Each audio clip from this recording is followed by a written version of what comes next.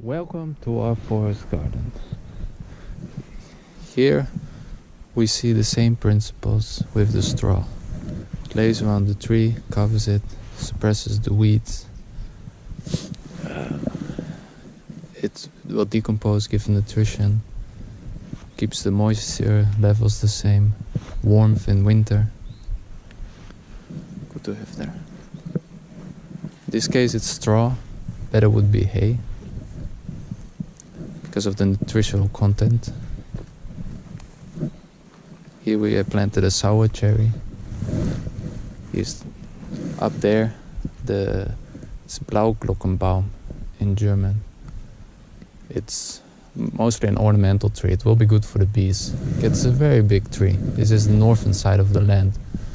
So as it is mostly insectivorous and it's north and there is a road, it's okay to have it. It cultivates very easy. You just cut a branch, stick it in the ground and it will grow again. Here's a mammoth tree. Should also become a very big tree.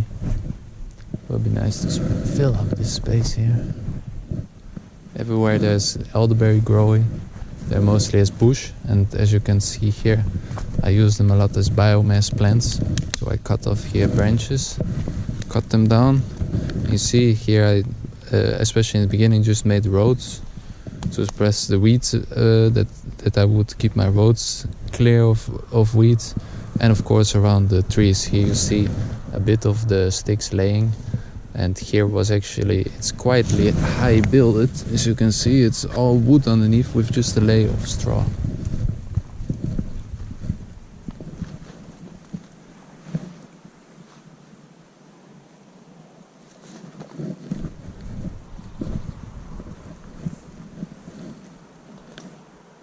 A walnut tree, very big one. They were growing in wild. All the big trees are Robinia. There's mulberry. Here are a lot of wild blackberries.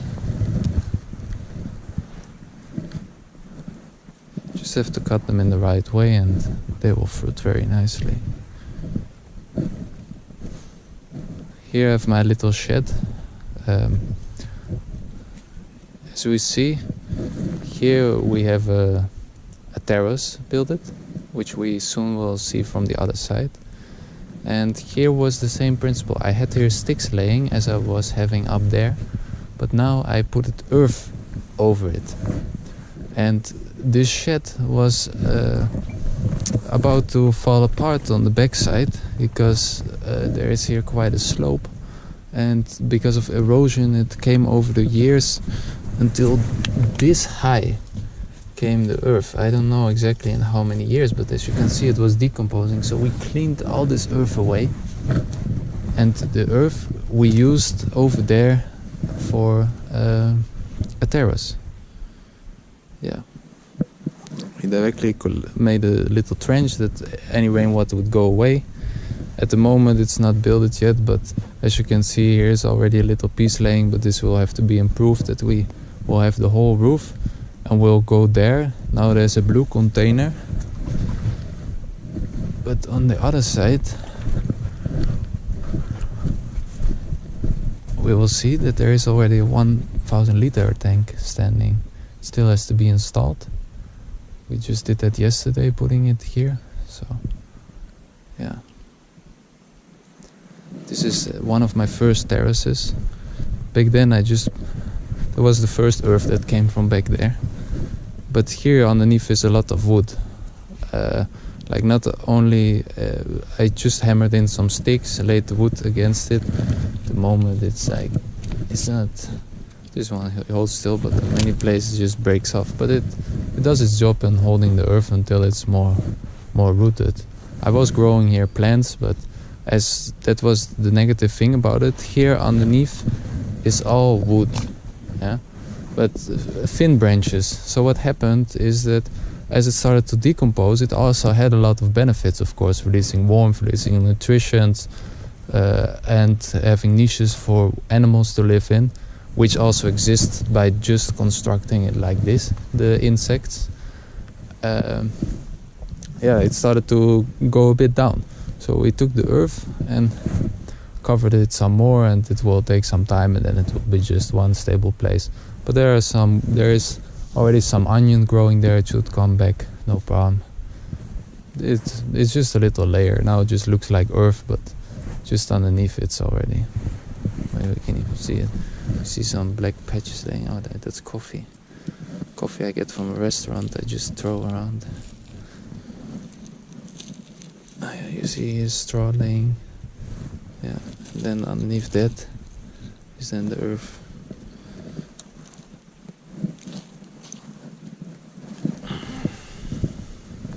Oh, there's an onion.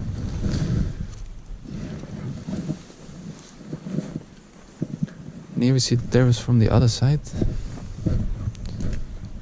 Yeah, I planted an apple tree and a Elderberry. But this one will also have at a certain moment some space problems. Maybe I can plant this one actually over there. Because before this was also just a wild space, and we just, by building a terrace, cleaned it up, and it looks like a nice bed now, surrounded with wood. Apple tree being mulched.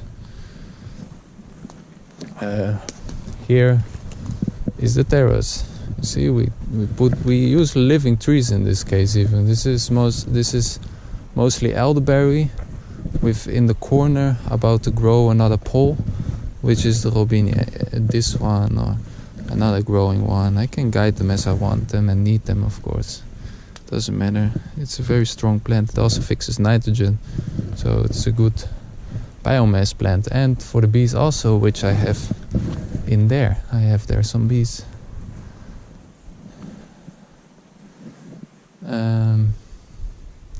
The elderberry here is seen that I was cutting it.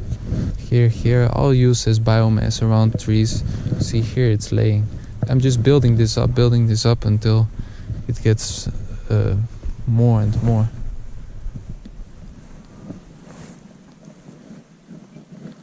More and more biomass, so it will decompose, give nutrients. And from what was before a very steep slope is now a nice terrace to grow. There's a lot of blackberries, potential to be cultivated. Up there where we see the straw, there's a peach planted. There's a, let's just call it, I don't remember now. Also biomass plant for me. Maple. That's it. Would have also potential for juice, but that takes many years. There are my bees inside. They're at the moment in their winter break. They are awake, but they don't come outside until it is above 10 degrees. I had to put in a little frame against the mouse. They like to go inside and destroy my hives in the winter otherwise. Now the elderberry grows nicely underneath this big, very big, maybe 25 meters high walnut tree. Yeah, but this was, now we have a clear view down. I can stand here to see it even better. It's another type of clear view, but we can see straight down. But before it was something like what we see next door, because my property is only from here, and then 10 meters that way, and then 190 meters long. So it's actually like quite challenging to grow here, because I cannot manage the other land. I have a certain amount of lightfall, but it seems to all work, no problem. Here I built a very big swale. Back then I thought I make a pond here. It's actually quite deep, but it's maybe 40 centimeters filled with straw to collect of moisture in it. So here it's a bit deeper, there it is then less. It's shallow until again deeper. And the earth that came out of here, we built this terrace with it. This one is also heightened up with sticks underneath. one of the first terraces I built it. And then on the other side of again the same principle but with that wood in front of it. My first big terrace was this. Yeah. Nice also that the earth stays soft. I planted here some Elderberry. Elderberry is very easy to propagate. You just take a cutting from a bigger one like this one. You stick them in the ground, give them mulch, a bit shady place, they will root, and you have new trees. We were also gonna do this again in spring. Now it's not such a good time for it. Autumn and spring are good time for it. Here came some bark from a tree, and I used it directly as a mulch.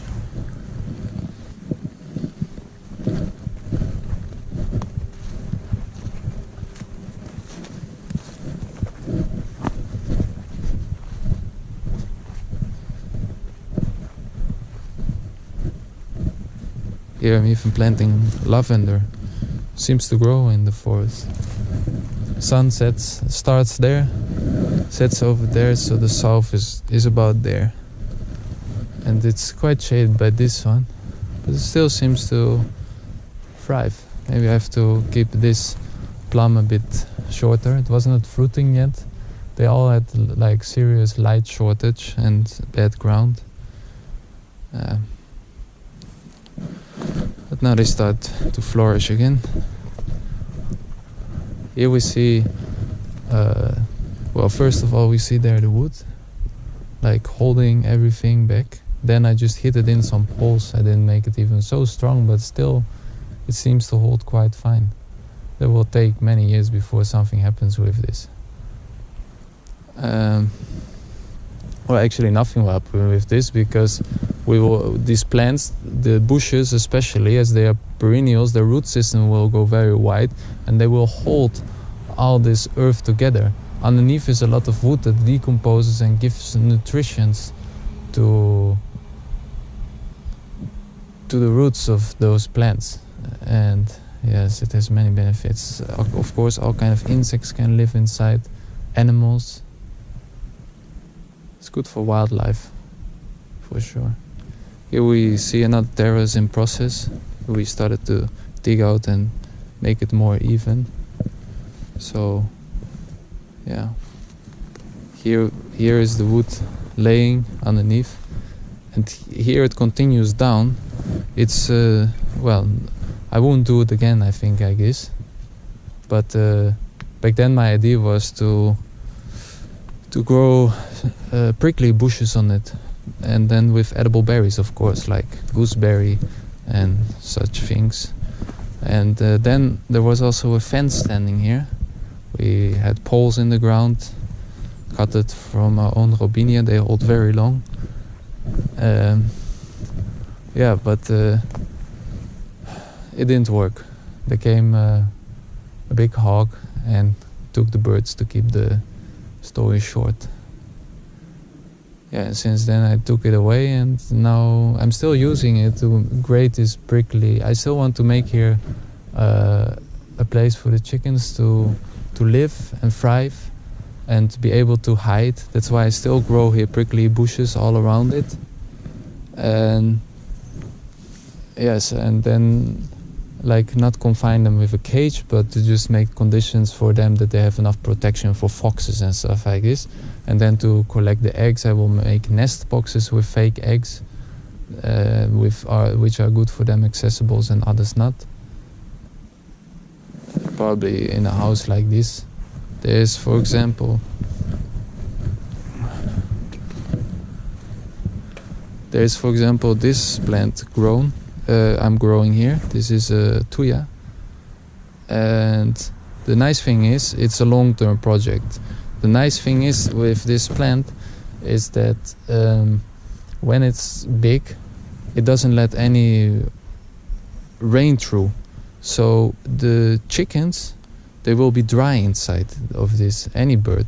So if you cut it like this, that the chickens can still hop in but let it densely grow, or maybe not cut it even at all. And I don't know yet how to do this, but this I will see then, so that the chickens can get up, but the fox not.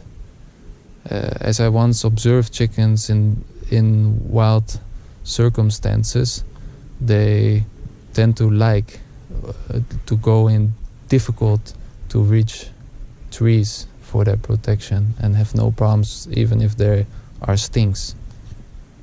But this works good here. Sadly doesn't have any berries, and I wonder if it would also be possible with another tree, but I don't think they grow that dense, a yew, the yew tree. Yeah. There is some apple tree, and what is here growing a lot in wild is Cornelian cherry. This is one bush.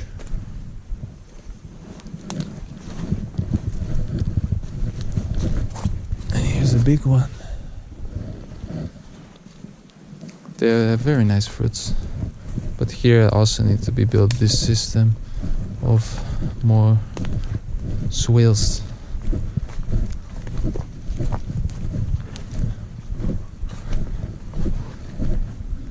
We just finished this. It also has to go more organic matter in. As you see, I started to try now also to throw older wood inside. And this we just did this year, the whole trench, to really catch all the erosion that comes down into these swales, and with that the nutrients and also the water. And originally I only had this hole with which we filled this whole edge around it, which was quite hard work. And yeah, I hope one day it will hold water, so I directly have like a pond. Same counts for up there. We will see.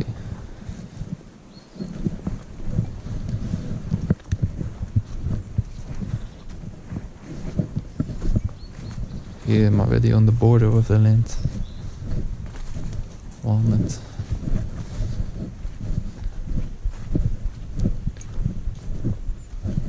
Walnut. It's another wild plum. Yeah, I have some wood laying still. Figuring what to do with it. Back then I used this kind of thick wood to make there the poles to have the fence on it. Here's a big Albania. Good for the bees.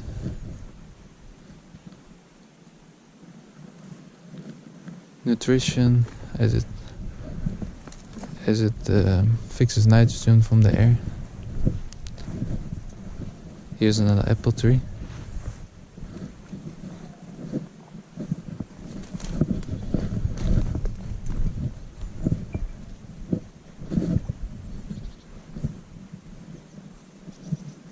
There is a row of yews.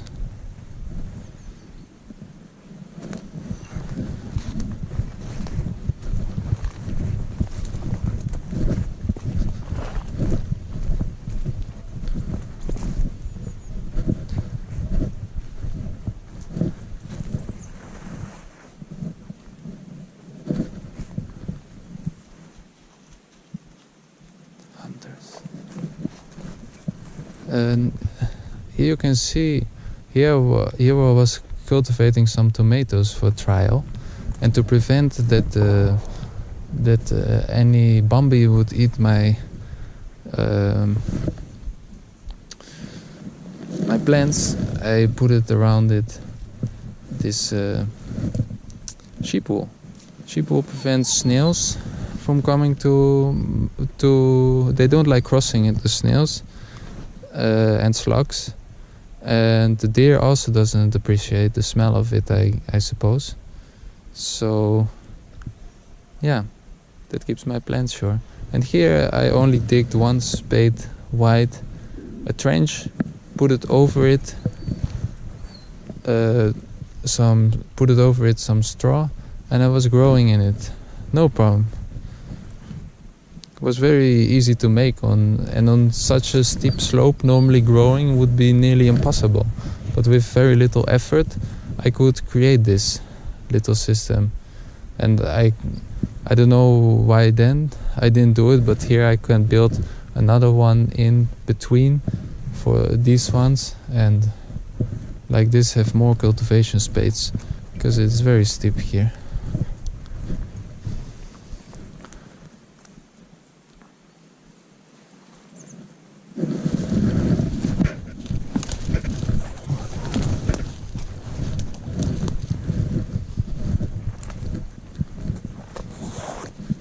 There's a hazelnut already wild growing here.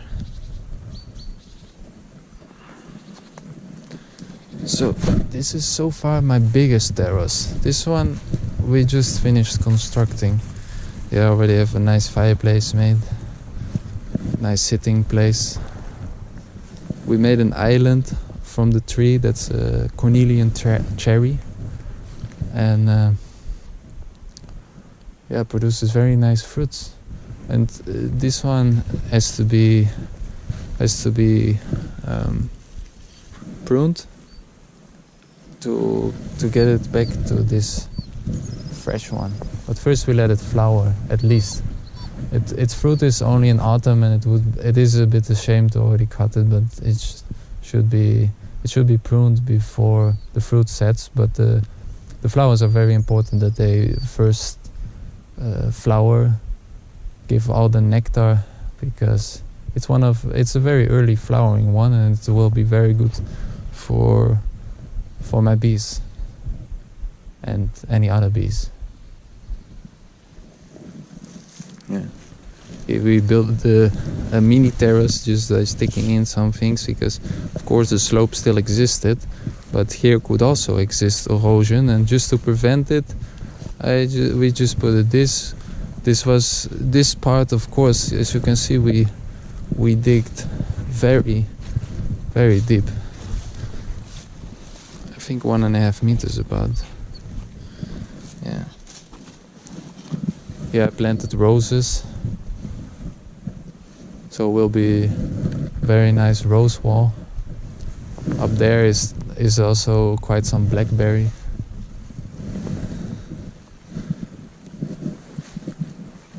Another walnut, a hawthorn, the big tree here. But so far didn't produce very nice berries, so it will probably become a biomass tree, as I will cultivate here other trees. I'm not quite sure what, but I have some Chinese date I will probably try growing here. And yeah, make some more cuttings and probably like put them all next to each other, so that even if they would not have their end space, that at least the space I use them to give them full ground, because I realized it's better to plant out my plants, give them full good ground, than to let them stay in pots and try to water them, be there in time, and most of the time I forget about this, don't have time for it, and then the plant just has the room that it wants to take, and when I need it, I just dig it out and I replant it somewhere else. It can handle that very good. If you make the root ball big enough, no problem. And as I expect that the amount of space that I have will expand, they will not stand for many years in there. So the roots are not too spreaded to still dig it out. During the process of digging, we found stones, and I constructed a little wall to keep the earth from going back. Here's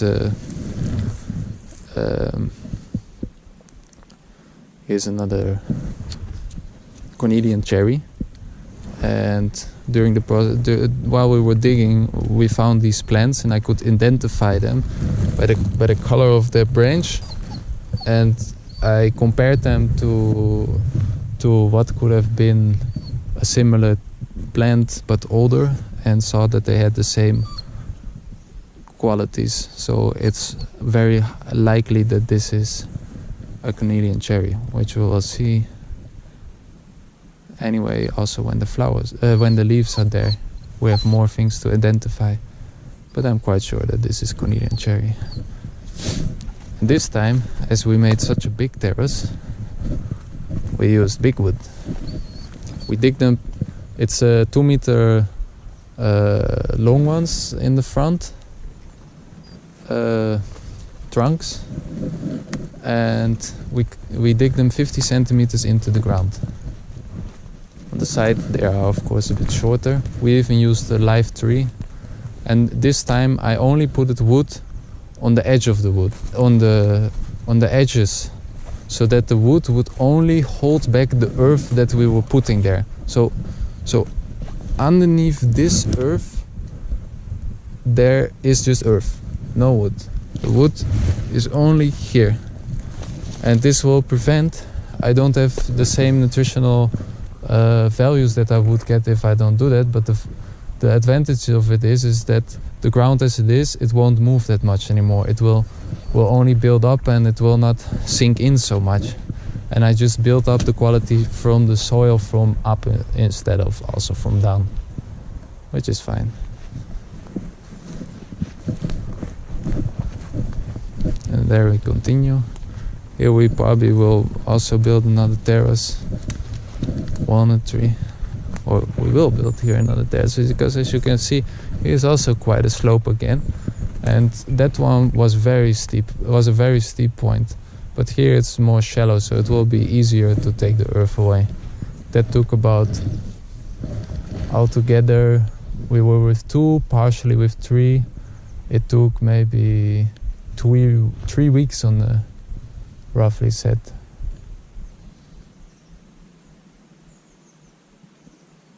But we were also doing other things in between, so it was not 100% time busy with it. So you could do it in less for sure. You could do it in a week if you put full devotion to it with 2 people.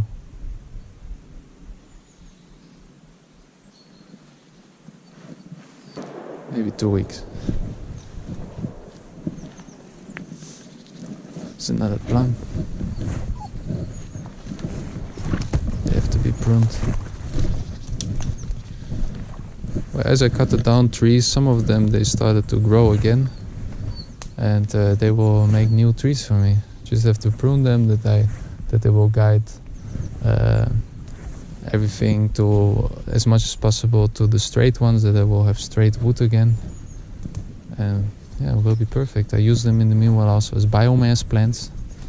So I cut their branches and lay them when they're full with leaves around other plants that need it more. Here's another big walnut tree. You can clearly see how it wasn't growing here because there was another tree growing, so it really tried to grow towards the light. But now it has the light, you see it reacts again different. You see it growing back into that direction.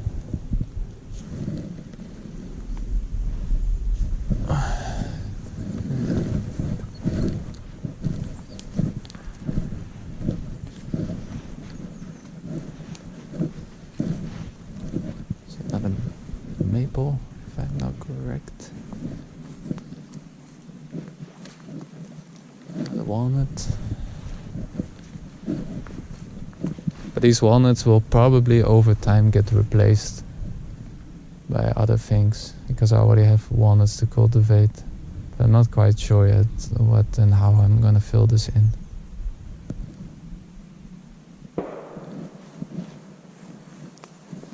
Here's another apple tree. It was completely covered. It's a interesting thing because it was completely overgrown by other trees, even growing next to walnuts, which they normally absolutely don't like, apple trees. But I guess, like there is, for example, an elderberry. It's okay, Nino. There are hunters shooting, so that's why the dogs get nervous. And they're shooting a lot. But this is This is an elderberry, and it neutralizes the soil, that the chemicals from the walnut will not affect this plant. Here you see that because of the stress, it was creating these type of bumps, and this is because of the stress, the light stress. And only 3 days after we gave it more light, it already started to shoot out new shoots. All these new shoots are since then there. So for me, that's a sign that it's happily growing again.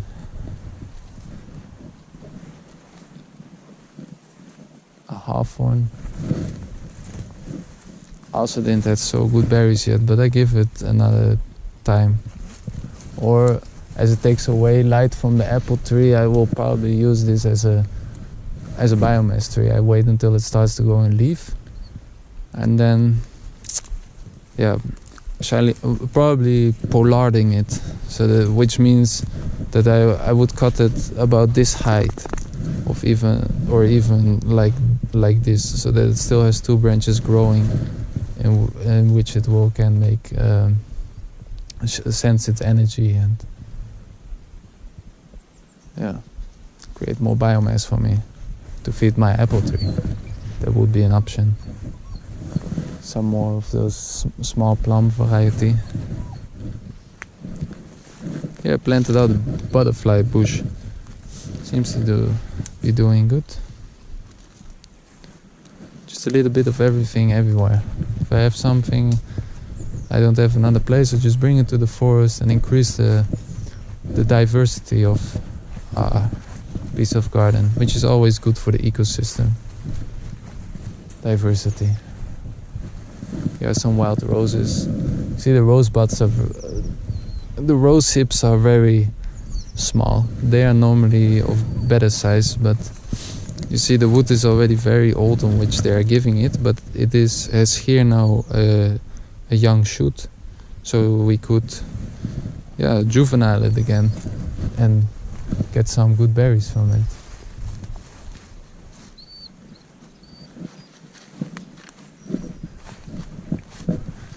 We have some gooseberry.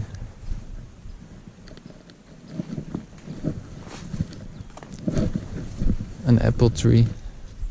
As you see, here it starts to grow a plant already a bit too high, so it takes its sun away.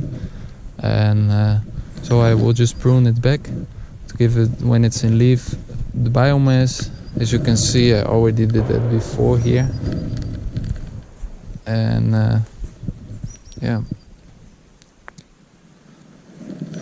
will be good.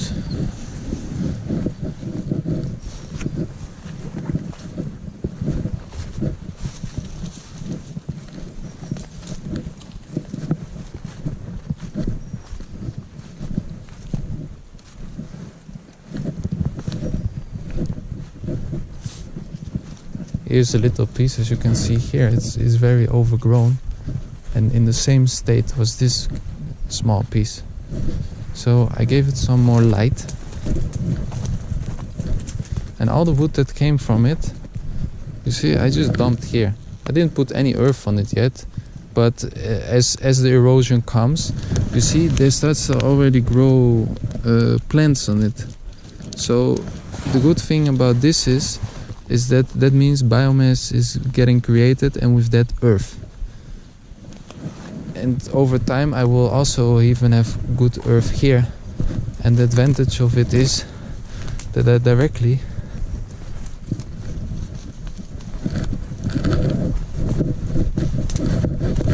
could build a terrace. You see, I have here another terrace, very soft earth. With this one I don't do actually much, because I found out that technically this is not my property, but it's still good. Yeah, I even planted here out some onion. Many of them are not really working, because I had some more here, but it was a trial.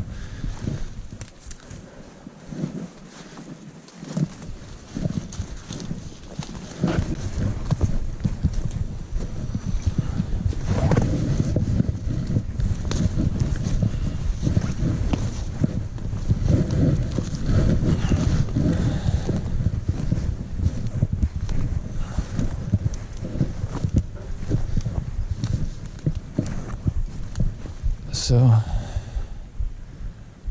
there was the forest garden. Now we still have here a view on the grape fields of Mailberg, grown in between the forest.